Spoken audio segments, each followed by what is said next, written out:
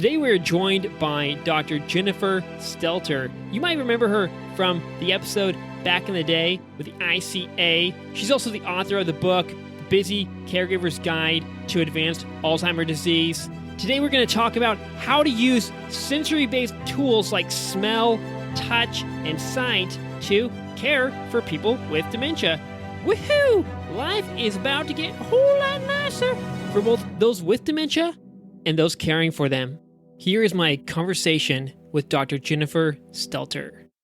What I love most about your model for caring for people with dementia is you're actually listening and letting go and caring for the actual person, it's actual care, rather than having a sort of one-size-fits-all model and forcing it, jamming it onto the person, say with pharmaceuticals, or there might be some other tactics out there.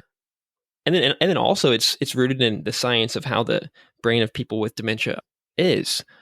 So we'll talk about the science that'll naturally emerge, I think, in this conversation, probably very soon. But first, talk about what is a standard approach, and what are some of the problems that arise from that? Yeah, so really when we talk about like the standard of care in dementia, it's really about providing that best quality of life. I think we all know, or at least many people know, that there's no cure right now for any type of dementia. And so it's really about making that individual as comfortable as possible, whatever that means for that person, right? And it's a struggle oftentimes for caregivers because they don't know how to do that effectively. Because what they see is oftentimes their loved one maybe feeling agitated or feeling scared, or, showing these kind of different kinds of behavioral expressions that show that they're just not happy. And the caregiver is left to kind of try to understand, like, how do I really help to facilitate this to provide that best quality of life that is that standard of care. So I think that when we talk about that quality of life, it's so easy to say it, but people just don't know how to do it, right? And then, like, as you mentioned, there's lots of approaches out there where people are, saying, if you do it my way, this is the best quality of life, right? Those kinds of things. And sometimes it's left for the caregiver to not really understand really how to do that. Yeah, and then as you've explained, actually, I'll let you explain it. How the brain of someone with dementia tends to actually like kind of get younger in age in terms of brain processes and the way it's working, and then I guess eventually they just disappear. So it's like a weird the last days of Benjamin Button or something. Yeah, maybe you can explain it. Right. Yeah, no, absolutely.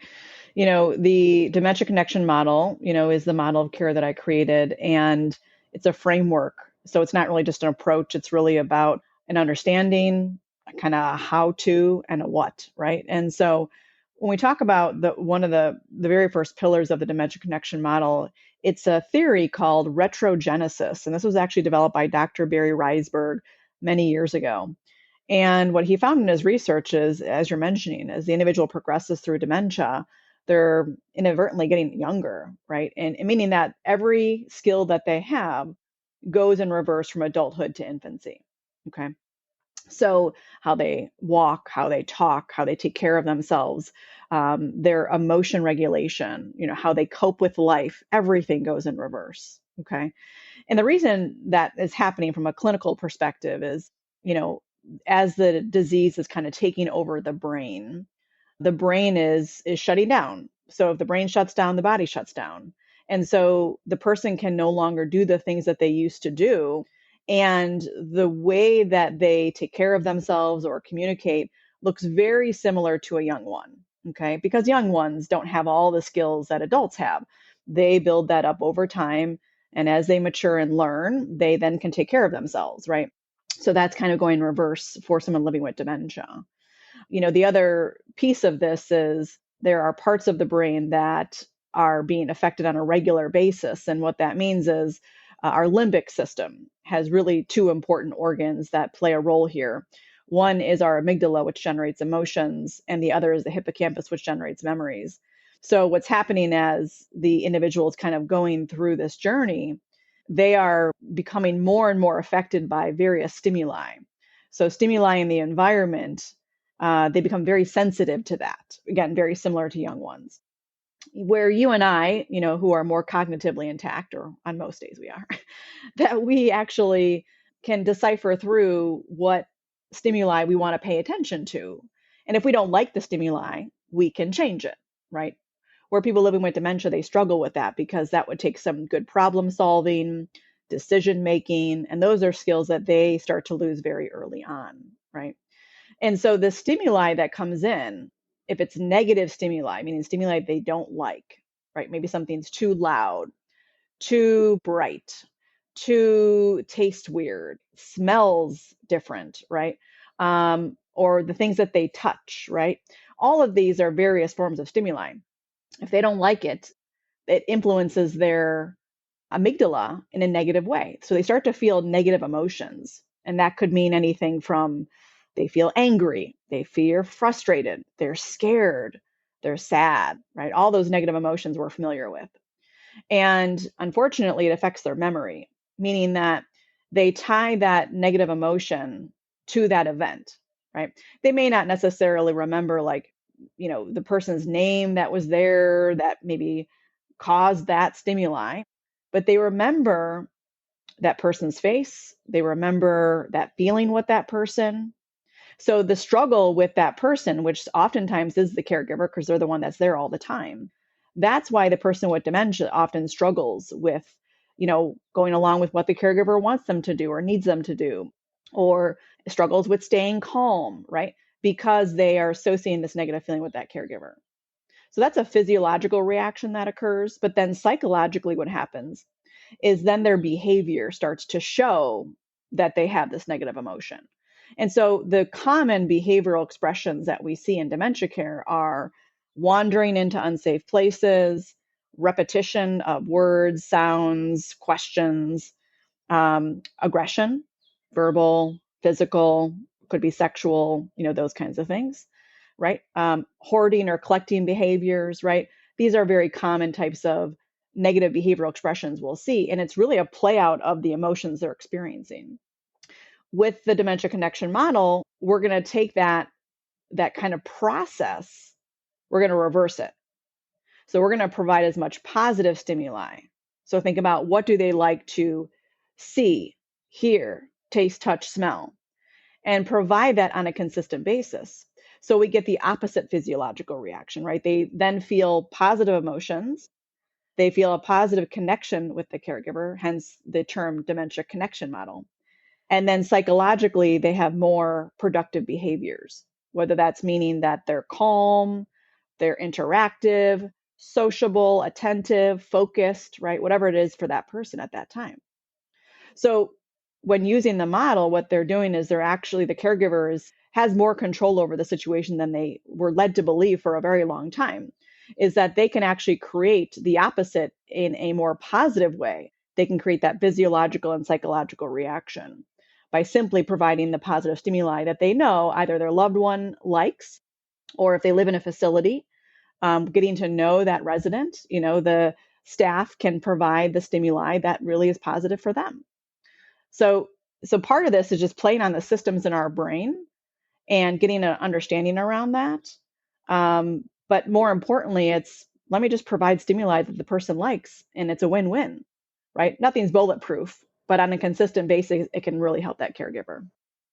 Yeah, so just remembering that just as children don't really have a prefrontal cortex and these functions like logic and reason as much as we would like them to, they act Right. weird ways that we're like, shut up, or do this or that. And then that they are very influenced by sensory stimuli, and that might be the route into say things like parenting and teaching, etc.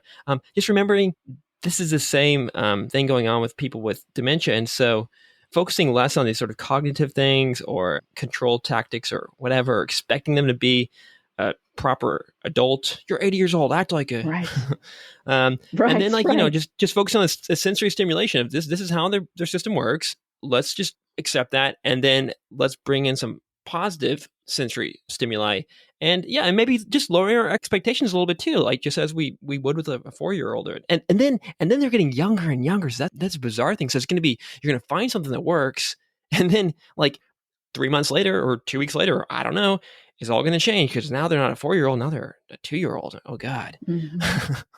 Potentially, yeah, absolutely. And the more that you spend time with that individual, you get to know what does work and what doesn't work. And we have to become better communicators, as the caregivers, Hmm. right? We have to observe their face and their body expressions to kind of know, is what I'm doing working? If it's not, let's kind of stop that. Let's do something different, right? And so it's kind of a little bit of trial and error, when as the person is kind of getting younger or progressing through the disease. Absolutely. Are you like keeping notes on the person, or how do you track all this data? I guess it's if you have one person you're caring for, it's fine. But I teach English sometimes, and I have like hundreds of students. I can't keep track of all their stuff. I mean, I could if I cared enough, and I would have a little notes of this guy and that guy and da da da. Yeah, how does all that work with dementia care? Yeah, absolutely. So, actually, what's interesting is you say that is tracking is so key because my book that came out that was published by Johns Hopkins, it was released in October of 2021.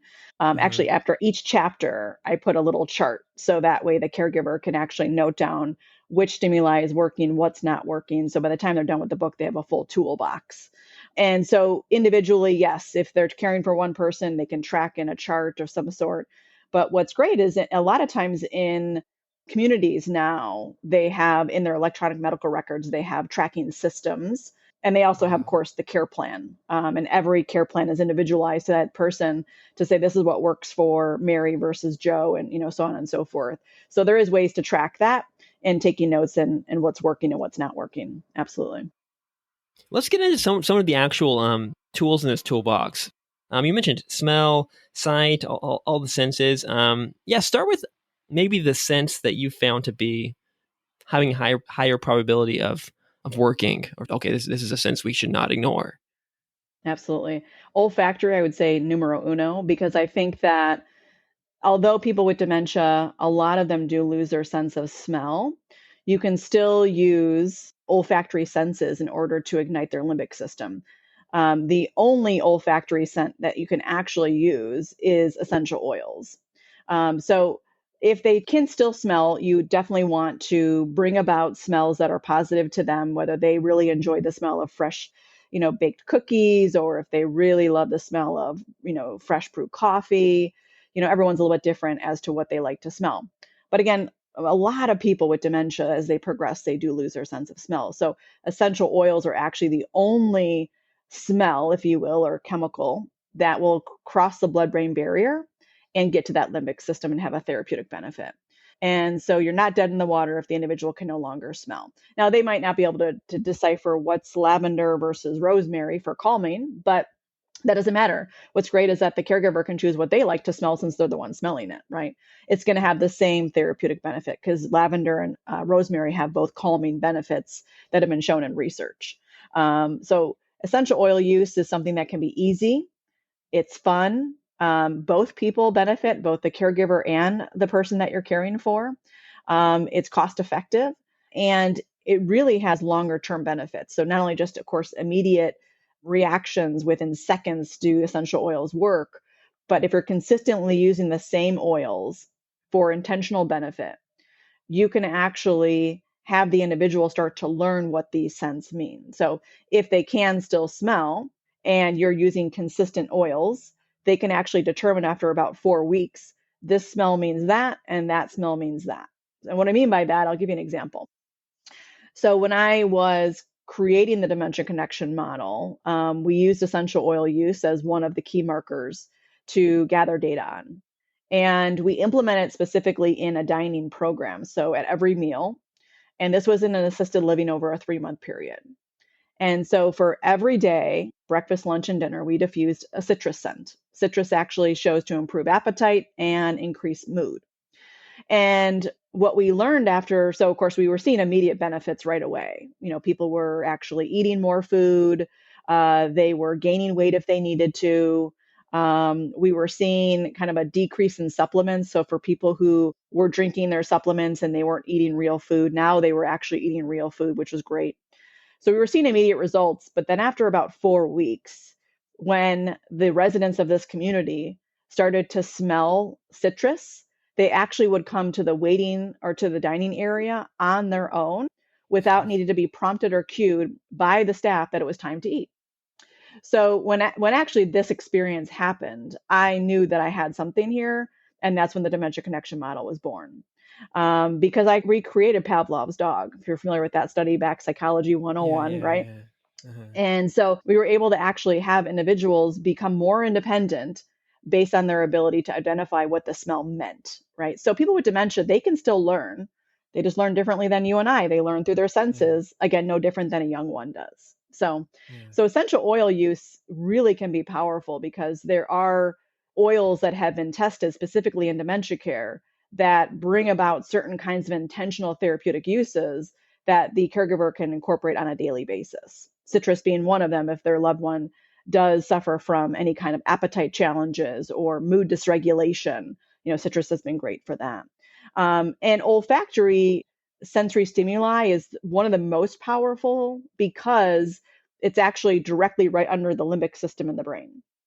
So when someone smells something in, it goes through the olfactory bulb, which sits on the base of the limbic system. So it's actually a faster reaction. Now I'm talking anywhere from 22 seconds to, 35 seconds. So it happens so quickly, right?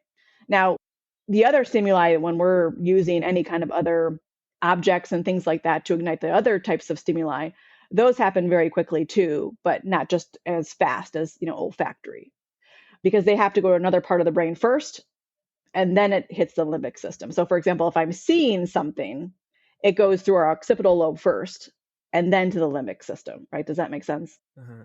Right, right, right. If I'm hearing something, it goes through the whole auditory system, then to the limbic system, right? Mm. Where with olfactory, it's like right there, right at the base. So it's a much quicker reaction. And with olfactory, we have so many tie-ins to our memories with smell, right? Like if you are smelling something, something that passes you by, right? You might think of something from the past because that sense, that olfactory sense is so strong, right? Okay. So with that be, the use of essential oils can be really helpful whether the person can smell or not and provide that therapeutic benefit, which is great. So now again, if they can't smell or they can't decipher the smell, that long-term effect won't necessarily happen, but they will still have those immediate effects that I mentioned. Yeah, and it's interesting, like, because not only are they this child who's getting younger, they actually have memories of their actual childhood mixed in with that, being triggered by this sensory information. So it's like they're they're one person, but they're kind of two people, and I guess that's what life is. If we're like this series of people of memories, but you have to keep that in mind as well. Like, so weird things might be triggered off from their when they're 5 years old or something. They might, yeah, this is much more complicated than we would like. But once we realize that, we can go forward with that. You also use the visual stimuli. So, for example, you mentioned on our previous conversation about using red plates to encourage them to eat because that I guess Yeah. makes us want to eat. Hmm. Yeah, talk about the visual stimuli. Talk about the visual stuff. Yeah, I mean, visual stimuli is great. Like you mentioned with the plates, that's been tested also in our industry. Red can actually increase appetite and yellow can actually sustain attention. So you can kind of have, like, if you want a combination of plates during dining, it would be like a Santa Fe look, right? For your dining Uh-huh. ware.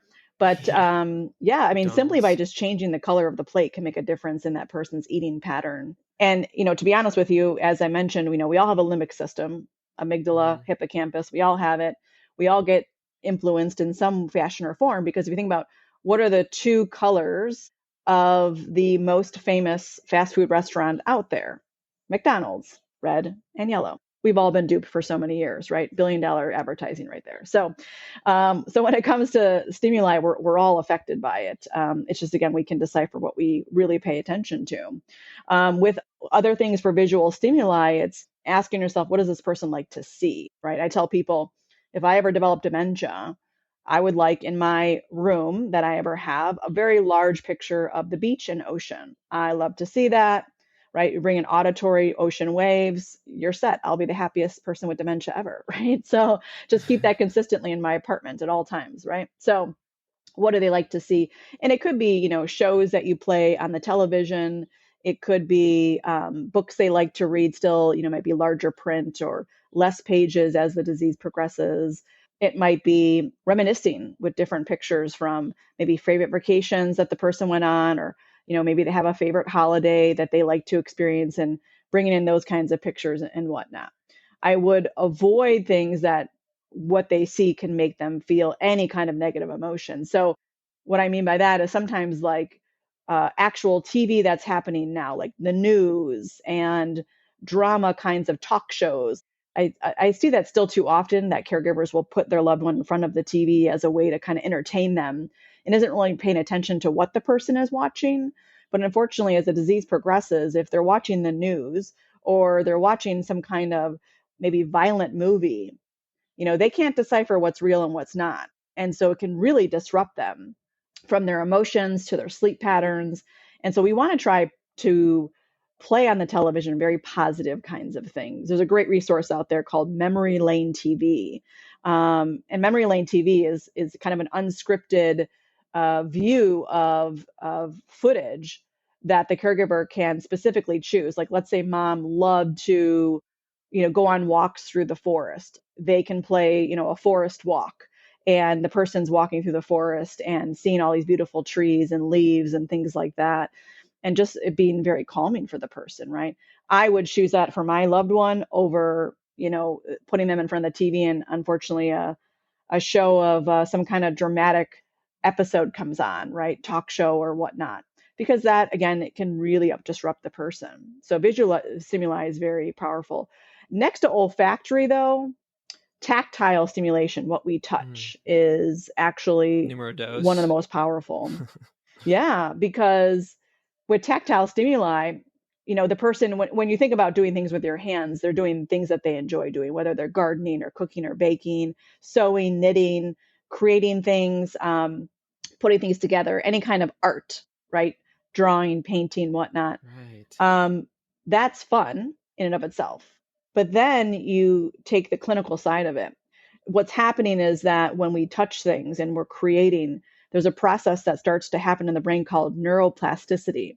This is our brain that allows it to form new neural connections. So the brain is actually rewiring itself, which is beautiful. So we don't even know that's happening, but we're painting and having a good time, and our brain's like, whoa, it's getting better, right? It's rewiring, right, to some degree. Yeah. And the side benefit to neuroplasticity is it actually has a grounding effect. So it lowers their anxiety and fear and increases attention and concentration. So that's like the best recipe you can give someone with dementia, right? And Yeah. all the while they're doing their fun activities that they enjoy doing, and their brain is doing all this for them. So that's why olfactory and tactile are going to be your most powerful stimuli to use.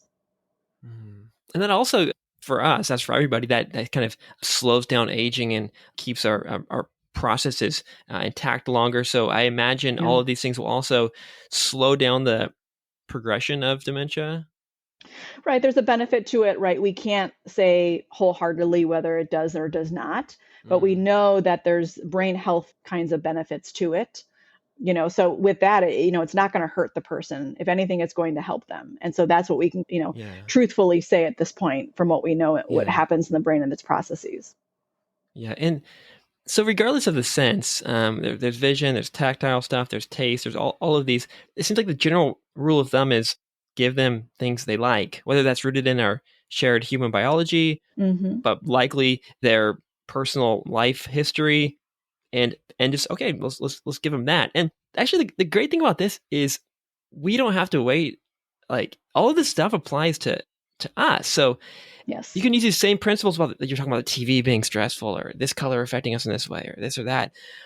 It also Mm-hmm. like allows you to like live a higher quality of life yourself. Yes. How has all of this knowledge changed the way you like love yourself or care for yourself and live and don't live? I imagine it's like, oh my God, I'm happier now because these things affect me and I don't want this negative stimuli. This is what I care about. This is what I like. Listening to yourself instead of saying, oh, I should be this way. You have to be this way. Or just doing whatever the book says you're supposed to do. You're like, no, this is what I am. Yeah. How has this like kind of affected you? Well, it certainly has made me more mindful, right? Mindful of what is in front of me, in front of my children.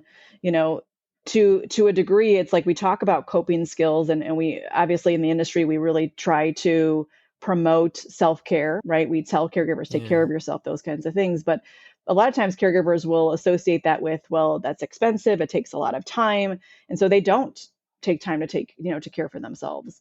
And when I teach about dementia care, I make sure that, so especially we have a certification course, and the very last module is a whole hour on self-care. How are you going to care for Mhm. yourself? And we talk about, how do you apply the dementia connection model to yourself? Because you're absolutely right. It's about being more mindful about what's in front of us and what we use every day. And so I make sure that on a regular basis, I actually use essential oils. And I have a very, kind of dedicated regimen as to what intentionally am I trying to help for myself, right? Whether that's helping with my sleep or helping me with being more focused or more calm, right? I kind of have a little care plan around my oil use, right? To affect my olfactory senses in positive ways. And to your point too, right? It's visually, what am I seeing, right? So sometimes it's avoiding things that are causing distress to me, whether that's scrolling through social media and trying to do that less, or being intentional about what I'm trying to find and not just allowing myself to get lost in all of the craziness, right? you know Playing things on TV that I enjoy watching, right? My husband and I don't watch a lot of live TV anymore. We kind of tape the shows that we like, and that's what I'm watching, right? Even down to music, right? Music is highly influential for me. It's not for Mhm. everybody, but music really can help to improve my mood or increase my motivation or things like that. And so I make sure that if I want those kinds of feelings, I'm going to intentionally play them, so that way it helps to kind of trigger those kinds of senses. And so for me, it's being more mindful, right? In the more present moment with what I need. And that also allows me not to kind of get lost in the past or in the future. And that's really what anxiety is, right? And so being more mindful about the tools that I'm using has decreased my anxiety tremendously. Mhm.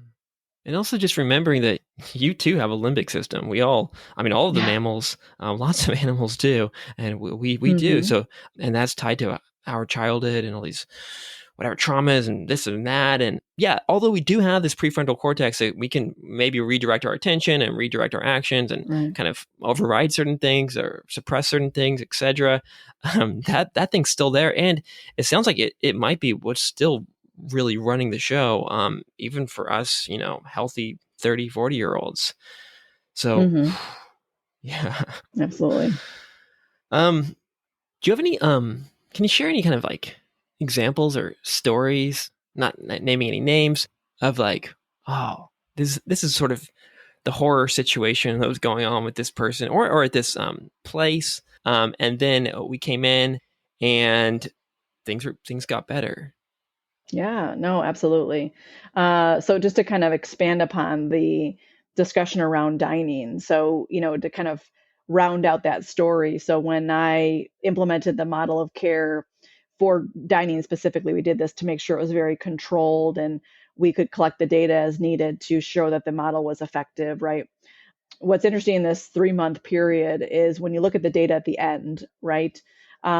We were able to increase the appetite of many of the individuals there. So the data kind of speaks for itself, but 54% of residents that were living in that assisted living memory care, they actually increased their meal percentages. So these are not folks who were already eating a high percentage, because we didn't need to track those folks. It was folks who were really struggling with their eating intake, so we were actually able to increase them 54%. And 45% of residents actually gained or maintained weight. And these were the folks who were losing weight, which was great.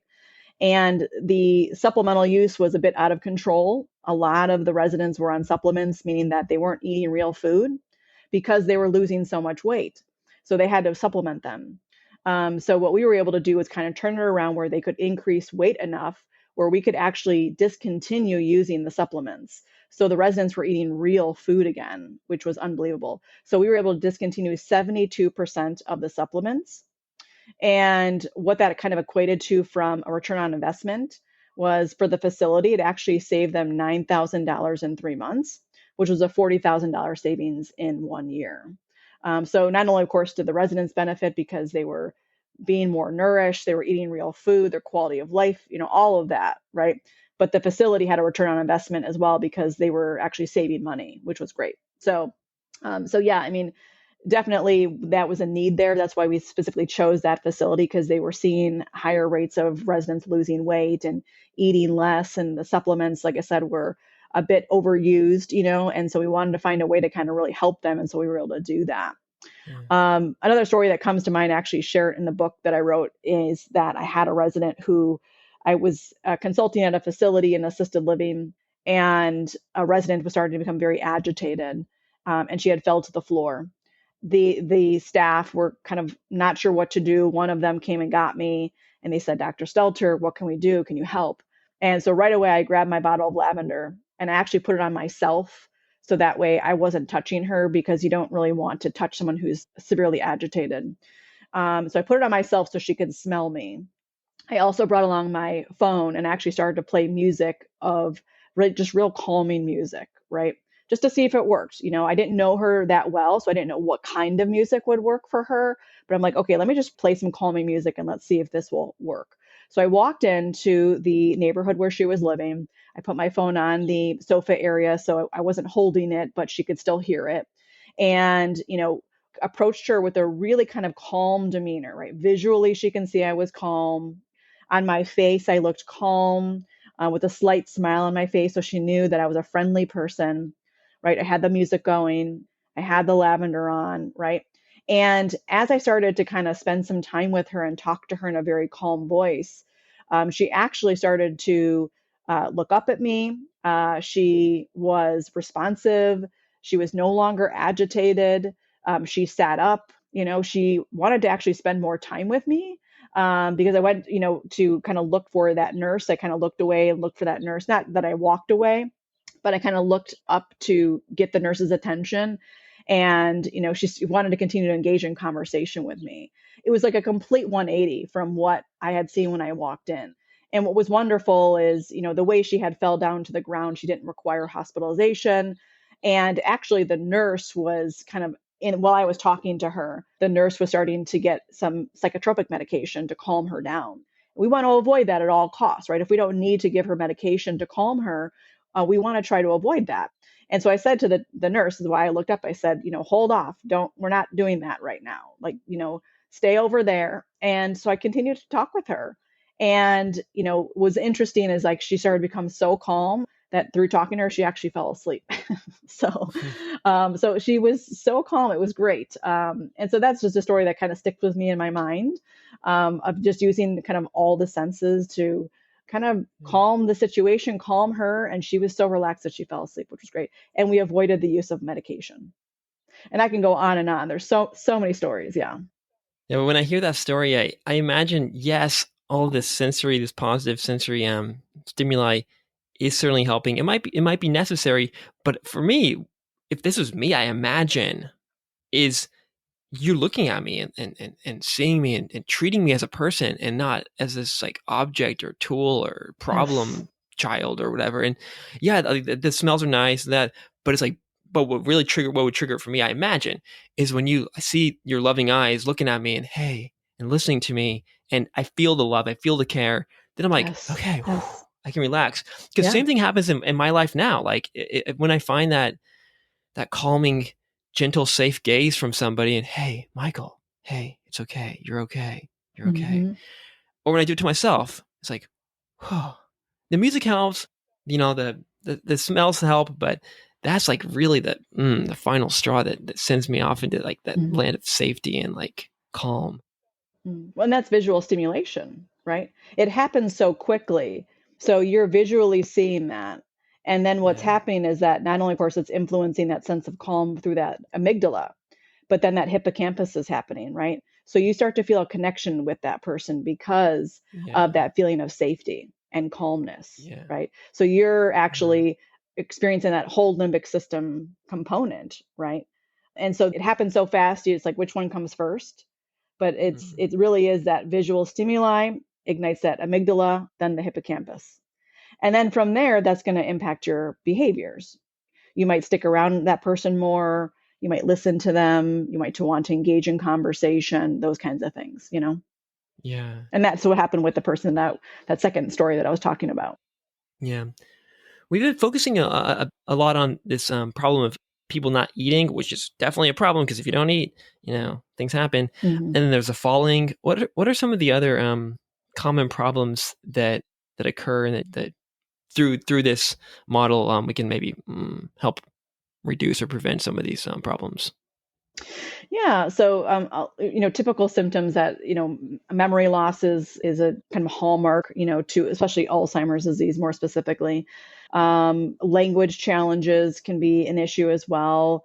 Sometimes the folks that have difficulty kind of finding the words of what things are called or forming the words out of their mouth, that can become a challenge. We often see, in the beginning part, like when earlier stages, we start to see some challenges really with what we call independent activities of daily living. So they have difficulty with like money management, with driving skills, with taking medication, with, kind of organizing their life in a way that they can follow, managing appointments, planning out certain kinds of things. Like these all become real challenges really early on. And that's all actually housed here. Like you said, the prefrontal cortex, it's our executive functioning skills that really keep us independent. So we start to see that very early on. And then we start to see the memory loss, short term, then eventually long term. We see that those, language challenges I mentioned. And then from there, we start to see, issues. Some people with dementia, they will experience what you were talking about earlier, where they think the past is happening in the present when it's actually not. So that can happen as well. We start to see some shifts in their personality. Oftentimes, they do become and experience more of the negative emotions: agitation, irritability, sadness, frustration, aggressiveness, those kinds of things. Those are kind of more the usual mood, more so than happy feelings, right? And then later on in the disease, we start to see, of course, a progression of all these challenges. But then it starts to really impact their ability to take care of themselves, and so that would be what we call their ADLs. So brushing their teeth, washing their face, changing their clothes, showering, those kinds of things become very challenging. And so with any of these things, I always say, well, what can you incorporate that sensory base? So for example, let's say they are progressed to the point where they are now have the inability to take a shower on their own. And so I tell folks, it's now time to set up that bathroom like it's a nice spa. So let's diffuse that lavender essential oil in the bathroom. Let's play that calming music that they enjoy. Set that all up before you start trying to help them take a shower or a bath. Then once they come into the area where you're going to do this and they're smelling the smell and they're hearing the music, right? And let's say you give them something to hold on to, which is that tactile stimuli, right? That's going to set you up for success because that individual is then going to feel more calm going into the experience. And if you're the one providing the calmness, they have that connection with you. So they're going to go along more so with the bathing process and not, sometimes it can be a challenge. Sometimes they want to, they get embarrassed by it. They might feel insecure. They might not understand what's going on. So sometimes, they go into what our innate coping skills are, which are fight and flight, right? So fighting can look different for different people. That might be verbally, it might be physically. So they protect themselves, right? If they don't want to do that, they don't want to get showered or bathe, right? But if you set the tone, right, in the room with all of these beautiful sensory stimuli, and the individual walks into that, they will feel much more calm and associate that with you. So the bathing process will be much easier, right? So you can really kind of apply this to any aspect depending on which, challenge that they're experiencing. Another would be like language, right? They have difficulty with language often. And what you can do, using essential oils is peppermint is great. And you're like, how does peppermint help with language? But peppermint helps really with focus and attention. And so if they have a bit more mental clarity, a bit more focus, they can take the time to be able to try to say what they're trying to say. It's not going to make them have all these great verbal skills again, but what it's going to do is allow them to concentrate so they can get out what they're trying to say, right? Rather than being confused and lost and really having challenges with trying to communicate with what they're trying to say.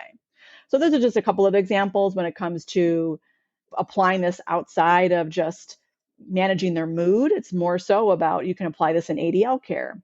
You can apply this for language, for communication, right? Really every aspect of dementia care, you can use the dementia connection model. In worst case scenario, even if you don't quote unquote solve the problem, you're giving them a much better, higher quality of life. I mean, these last chapters Yes.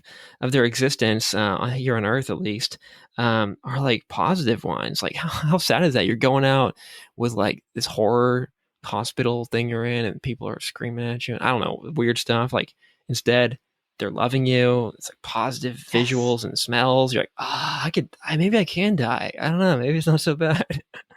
Yeah. Well, and that's how we started this, right? Is we talked about what's the standard of care, providing quality of life. And now Mhm. caregivers, if they learn and kind of take advantage of the dementia connection model, that is going to provide that standard of care, if not really elevate it for that person they're caring for. But what I found in my research is that it actually impacts the caregiver in so many positive ways because they start to feel really confident and competent that they can do this. When they're using this model, they're like, wow, like I actually have tools that I can use that I can see really impact my loved one in positive ways or the residents I care for. So they want to use it more. They get excited about it because now they have answers, right? Because before the caregiving process was so frustrating or they had a sense of hopelessness or helplessness and that tends to dissipate, which is really great. So everybody wins, and I talk about that a lot in my book. A win-win. Everyone wins when using the model, which is great. Yeah, and if people want to learn more or connect with you, where can they go? Yeah. So my website, dementiaconnectioninstitute.org, or they could pick up my book called The Busy Caregiver's Guide to Advanced Alzheimer's Disease. And that can be found on Amazon, Barnes and Noble, or Johns Hopkins Press. Awesome. Thanks again, Jennifer. Thank you. Nice seeing you again, and You too. see you around. Thanks.